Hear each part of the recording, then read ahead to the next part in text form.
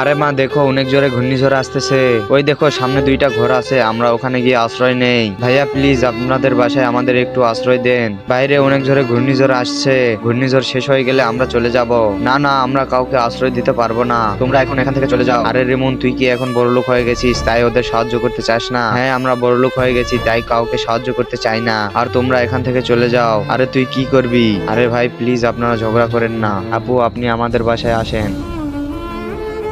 তারপর অনেক জোরে একটা ঘূর্ণিঝড় আসে আর সেই লোকের বাসা ভেঙে পড়ে যায়। আরে এটা কি হয়ে গেল? আমার এত বড় বাড়ি। হ্যাঁ হ্যাঁ, তোমাদের সাথে একদম ভালো হয়েছে। দেখো তোমরা আমাদের আশ্রয় দাওনি আর তার জন্য তোমাদের এত বড় একটা ক্ষতি হয়ে গেল।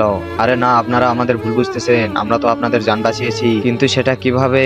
তার কারণ হলো আমরা জানতাম যে আমাদের বাসা অনেক পুরনো, আর আপনাদের যদি আমরা আশ্রয় দিতাম তাহলে এটা ভেঙে পড়ে আপনারাও আমাদের সাথে মারা পড়তেন।